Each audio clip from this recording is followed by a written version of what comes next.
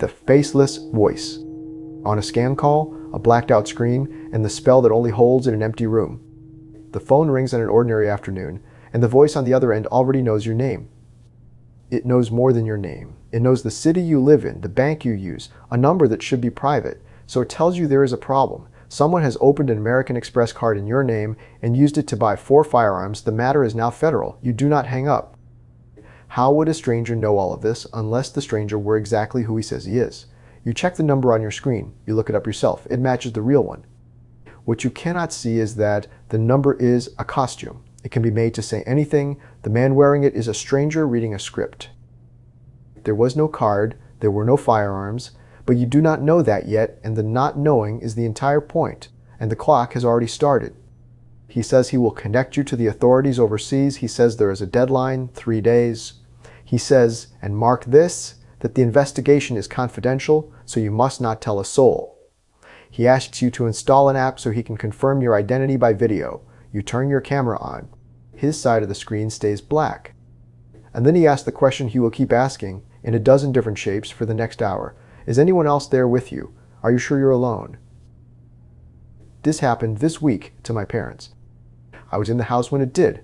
My father had been out working the call from his car until a dying phone battery sent him home, back to the one room where his son happened to be. He came home for the dullest reason imaginable.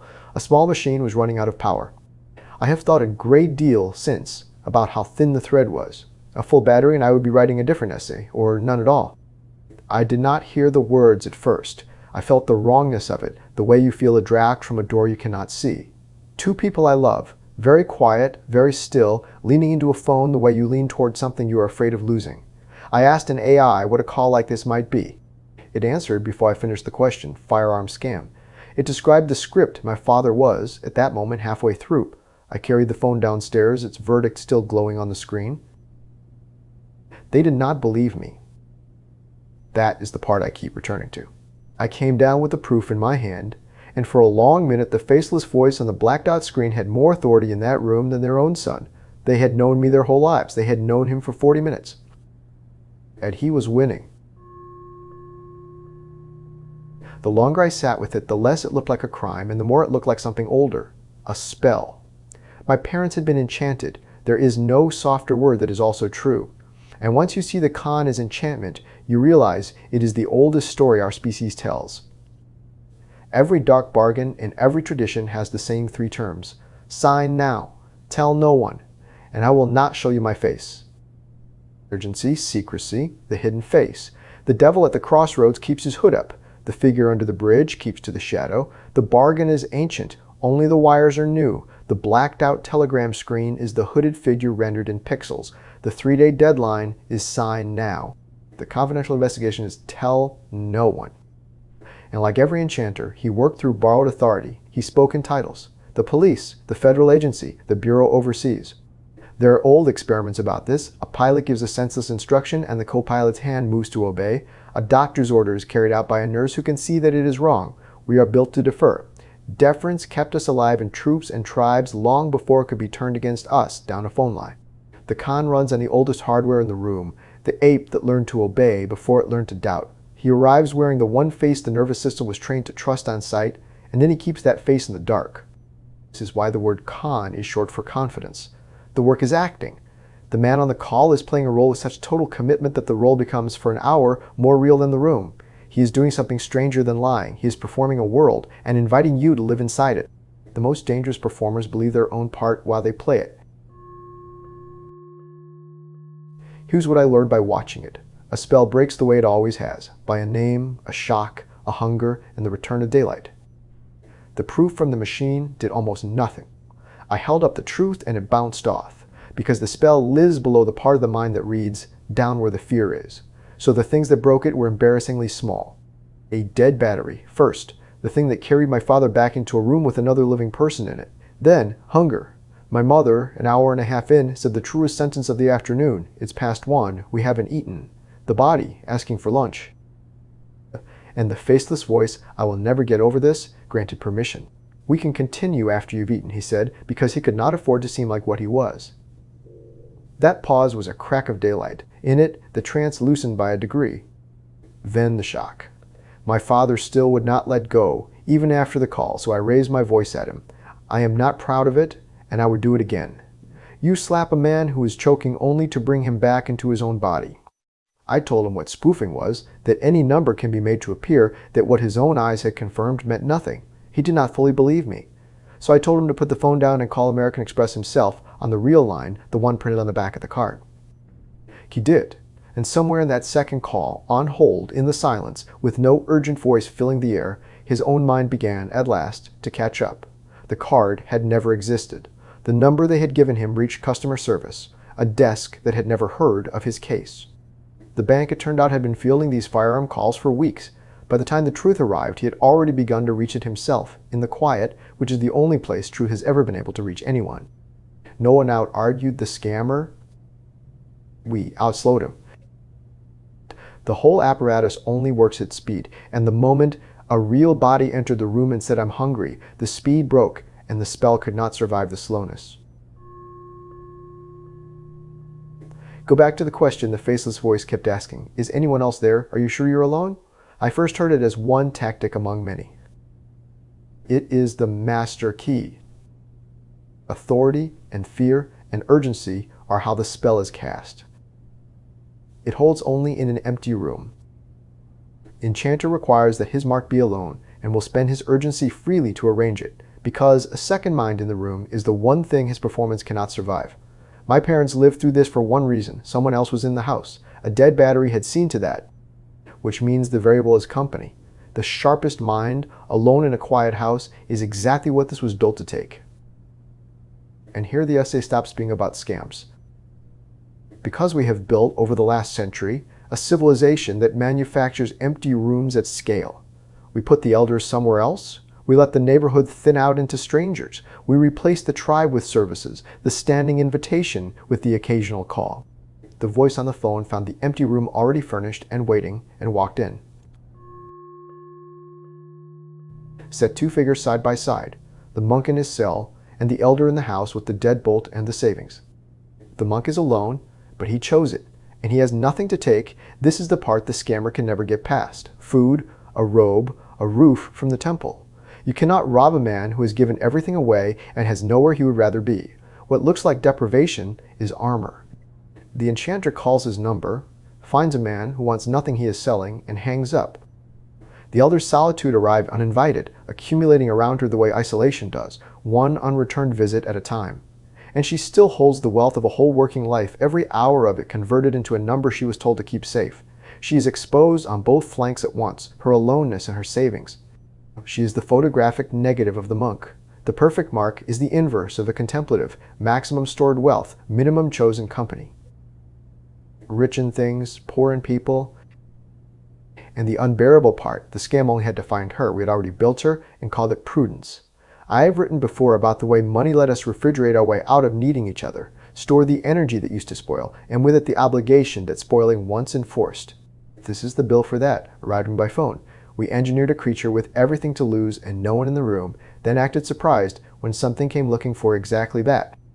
The defense everyone reaches for is technical, a better filter, a spam blocker, a safe word, a private phrase shared between you and the people you love, one the machine has no way to know.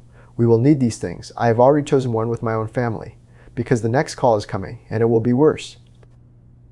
Soon the voice on the line will be your daughter, down to the catch in her throat when she cries, grown from 3 seconds of a video she posted years ago. It will know the name only the two of you use, and you will have one thing to set against it, a word you agreed on in a kitchen, once, on purpose. Notice what that word actually is. It is a password for love, in an age when love can be counterfeited. It is the last proof of true relationship, the one thing people who truly know each other can carry, and a machine cannot fake. We are inventing small rituals to prove, across a wire, the thing that presents once proved for free. There is a darker layer still, and a victim once said it to me without meaning to. Even after the doubt creeps in, people keep playing along. They half know, and they stay in the call. I think I understand why, and it is something far more human than stupidity. For 1 hour, an ordinary person becomes the protagonist of an urgent story. Federal agents need them. An overseas bureau is on the line about them. There is a deadline, a secret, a role to play, stakes that reach all the way to prison. For someone whose days have gone gray and storyless, this is a kind of terrible gift. I am not being flippant. To hang up is to do more than admit you were fooled. It is to walk back out of the one drama your life had handed you in years into the cereal aisle where nothing is happening and nothing is at stake. The con is a counterfeit pilgrimage. It offers everything the true one offers: a trial, a deadline, a passage, the promise of a remade self on the far side. Then, where the pilgrim would be reborn, the mark is emptied out. It is the hero's journey with the treasure swapped for a drained account. Here is the thought I cannot put down, the one that should trouble a publication like this one most of all. The age of seeking is also the age of the perfect mark. A civilization this hungry for meaning will swallow a counterfeit whole, and some part of the swallower would rather stay inside the dream. The man behind the black screen is very likely a prisoner himself. These calls come, in their millions, out of compounds in places like Cambodia, where people are trafficked, locked in rooms, and beaten for missing a quota. The faceless voice is, often enough, a captive reading a script under a threat of his own. The enemy is also a slave. The whole thing is a single enchantment, with no one fully awake inside it.